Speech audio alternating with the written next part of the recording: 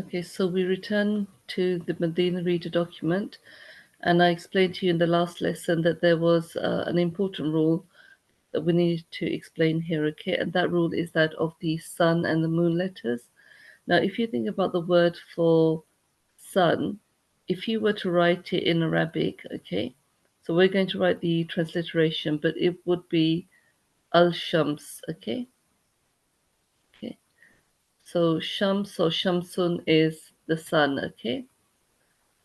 And although this is how you would write it in Arabic, when you pronounce it, okay, and when you read it, you actually read it as ash shams, okay?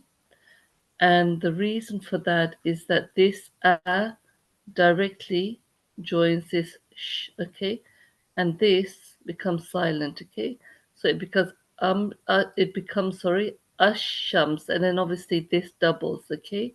This doubles, so you've got ash shams, okay?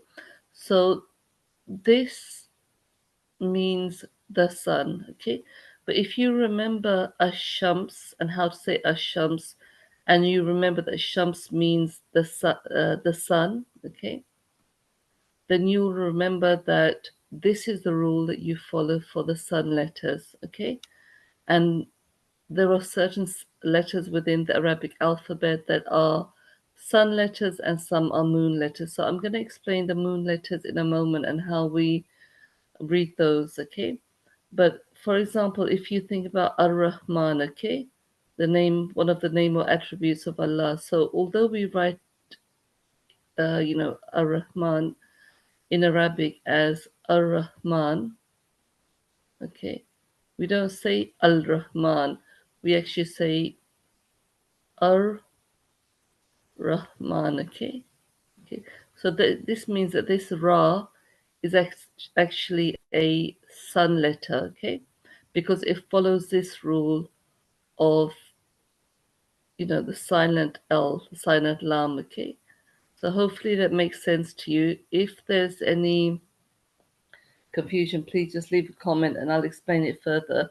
But essentially what we're saying is that you've got sun and moon letters, okay? And then the sun letters are those letters where the A directly joins to the letter and the Lam or the L becomes silent, okay? So I've given you the example of Ashams, and here Sheen is the sun letter here, the Sh there, okay?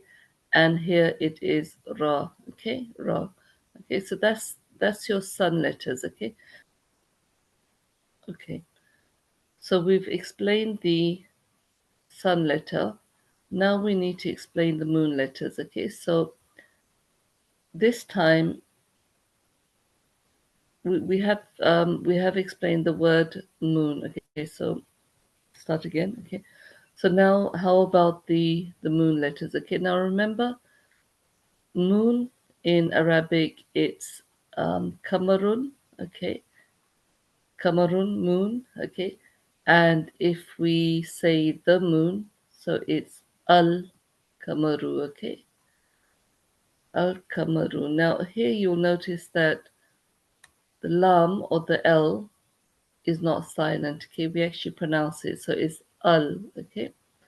So here the A does not join with the Qaf directly. It's not Akamaru, okay? It's Al Kamaru, okay? So this Qaf, okay, although it's a Q in the transliteration, it's actually a Qaf. This is a moon letter, okay, because it doesn't join directly with the alif or the hamza, okay. And then you've got here, obviously, you've got the lam, okay. So the alif and the lam are both pronounced, and then after that you've got the qaf. So this is a moon letter. So any time where you do pronounce al, okay. So now let's look at some examples.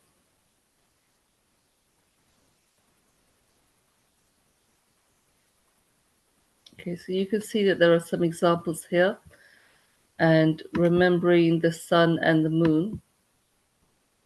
let's see if we can begin to understand. Okay, so this is Najamun, Najamun, which, if you remember, means star. And then you've got this word An-Najmu, An-Najmu, which means the star. Okay, and here you can see that this noon, okay, this letter noon is actually a sun letter. Okay, if you remember Ash-Shams, Ash-Shams, we said that the sun letters join directly to the A, and the lam becomes silent. So you can see there's a lam here, okay? And this should be al-najmu. If you read it, you know, exactly for the letters out there, it would be al-najmu. But this actually becomes silent because this noon is a sun letter, so it becomes an-najmu, an-najmu, okay? And then you've got the word here, which is dikun, dikun, okay, which means rooster. And again, when you write it as the rooster, it's written as al diku, but it's not going to be pronounced as al diku, it's ad diku. And you can see, so first of all, it's ad diku, which makes dal, this letter dal, which is this letter here, it makes this a sun letter, okay? Because again, this lam becomes silent. Another thing you'll notice is on top of the sun letter, there is this shadda, okay? This, okay? Okay. And then over there, there's a fatha, and here there is a kasra, okay? So this shadda doubles the sound, and that's why you've got the, you know, the doubling of the sun letter. Okay, so hopefully that's not too confusing.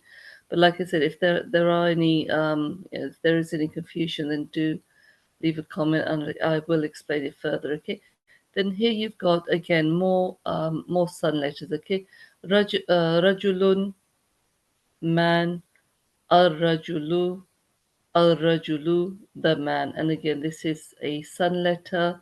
Okay, the lam becomes silent. Okay, it's not al-rajulu, although it's written like that. It's al-rajulu, and you can see again that shadda there, which doubles the sun letter. Then you've got talibun, talibun. Okay, talibun, which means student, and then you've got at-talibu, at-talibu, and again, ta is a sun letter, lam is silent, and there is a shadda on the ta, which makes it double. Okay, so again, these are the sun letters. So sun letters that we've seen are here: the noon, dal, ra, and ta, and there are others. Okay, and we'll go through lots of examples in a little while.